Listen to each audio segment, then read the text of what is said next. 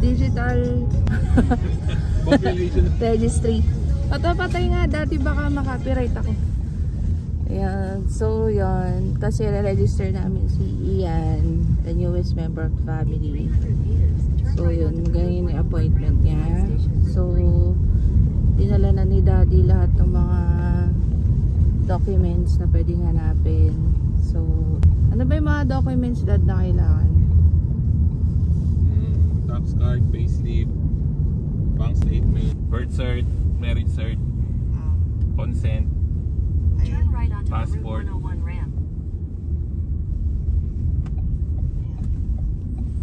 And yung application is 240 euros. Tapos kailangan yung papicturan si baby. Yung sa mga yung bibigyan kayo ng code after. So yun, ano pang na miss out natin? So yun lang naman. Yung sa birth certificate ng baby dito sa Finland, after mong manganak or bago kayo umalis ng hospital, magbibigay sila ng registry of birth, no, Daddy? Registry of birth, tapos meron na sila agad na henkilo numero ba yun, Daddy?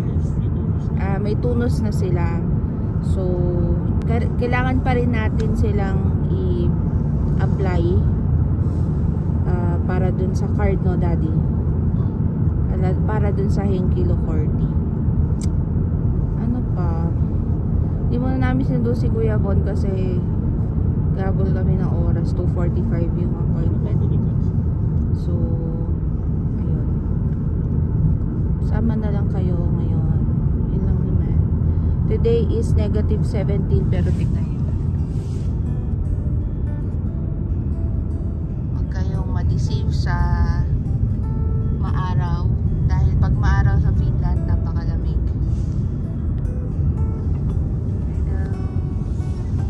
And ito ang customer for today. Ato lala.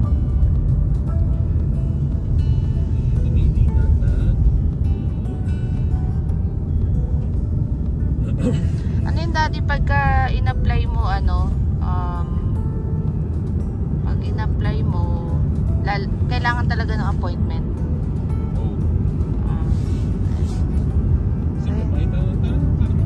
May baby talaga. Oo nga. So yun, dapat lang i-prepare lahat ng mga kailangan para prepare nyo lahat yung mga kailangan i-print. Although alam ko pwede mag-print dun eh. Pwede rin kayo mag-print dun, pero para hindi na ma-hassle, saves time, dali nyo na lahat in printed form. So bayad naman na din siya online, 240 euros. Bali yung unang paano yung niya, yung resident permit niya yun, di ba? Yung henkilo 40. 1 year din bang validity nun? Or most likely. Hindi, siguro sabay sa validity lang mga ako. So sabay-sabay mo kayo. Yung validity, guys, di pa namin alam, pero most likely baka yung validity nung nag-apply, which is si Daddy. Yung validity ng 40 niya, same din sa baby. 2025 pa sa'yo?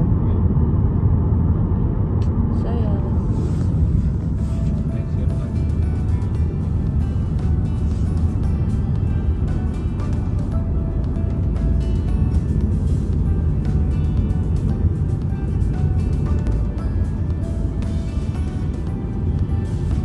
Okay guys, so dito sa Finland, hindi siya pag pinanganak wala yung baby dito maging automatic na citizen.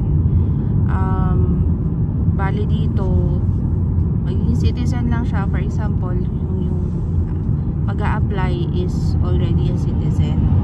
So kung ano yung status nung applicant, or for example yung tatay or yung mother, anong status nyo dito, if resident permit yan, so automatic yung bata resident permit din yung i-grant sa kanila. So hindi siya yung katulad sa Amerika or sa ibang state na citizen kapag pinanganak doon sa bansa. So yun lang.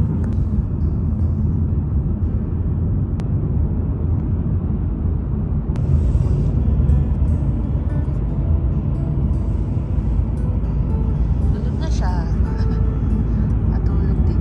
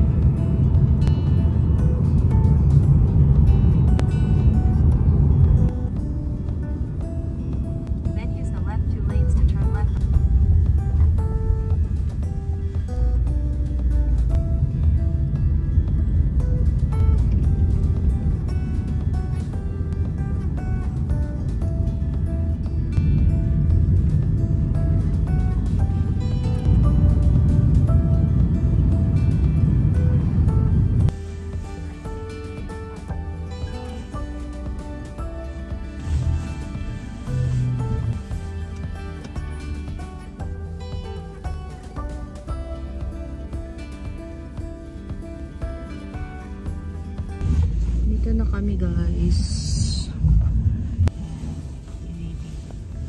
sa Manny. Papark lang kami. So, park lang muna.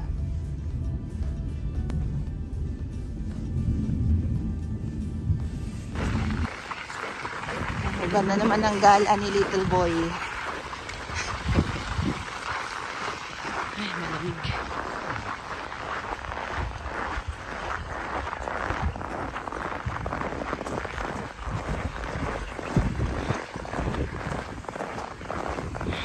Malamig.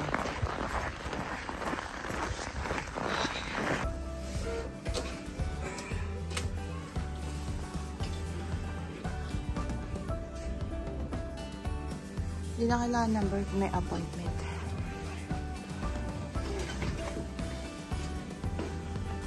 Hi guys, so tapos na. Ang sungit nung ano eh. Pero nung nag-finish na si daddy, bumait eh. Bali, 2 birds, 1 stone tayo. Application plus yung passport. Supposedly, bukas pa yung passport. Pero sabi niya, sige, ngayon ko na i-process. So, required kami ng 44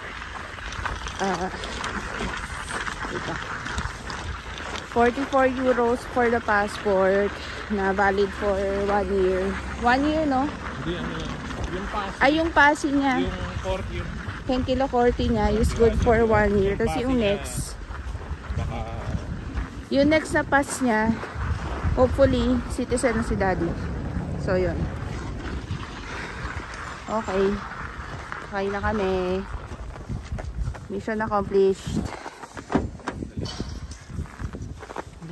Ilaw na.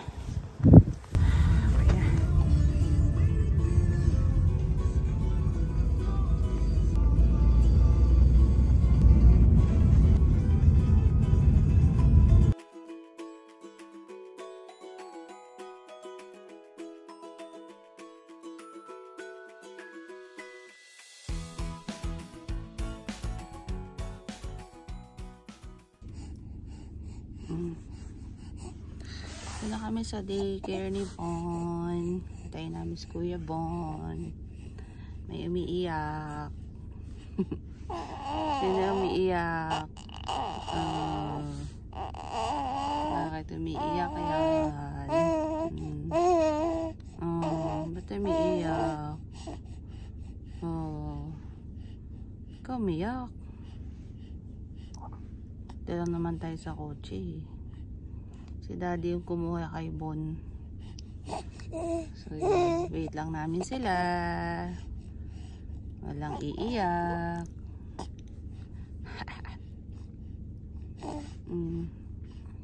Mission accomplished kami today guys. Bali hindi ko masyado naintindihan. Parang 1 year yung first na permit niya. yung resident permit niya. 1 year valid siya. Tapos yung passport, hindi ko sure kung 4 years ba, 5 years. So yun, at least pwede naman siyang gamitin papuntang Pinas. So yun, alien passport siya.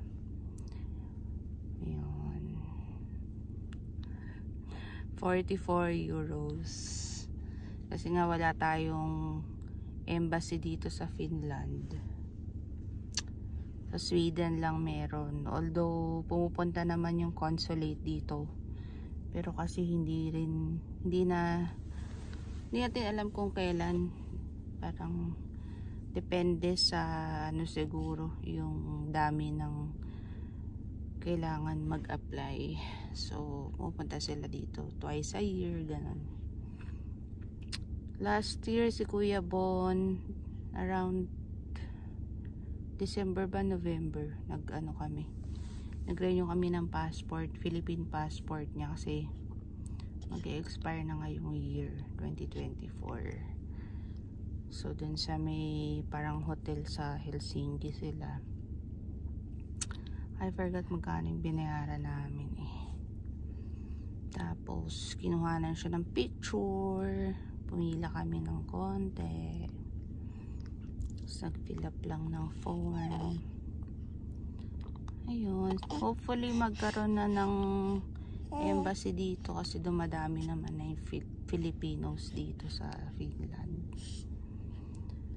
So yun, bawal umiyak. Umiyak. Ayan si Kuya Bon.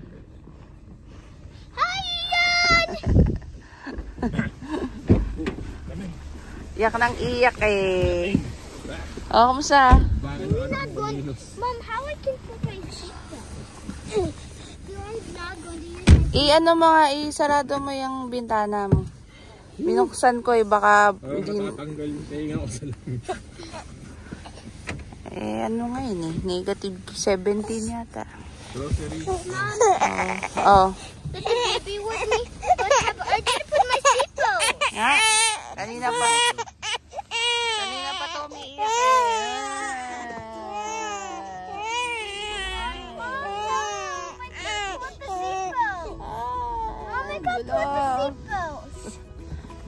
Wag na, malapit lang naman tayo.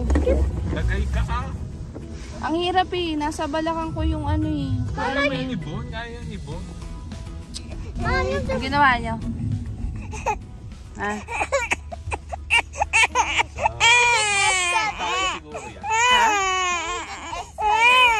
Nag-escary kayo? Like, what ang ginawa nyo? Yung pahali lang sila.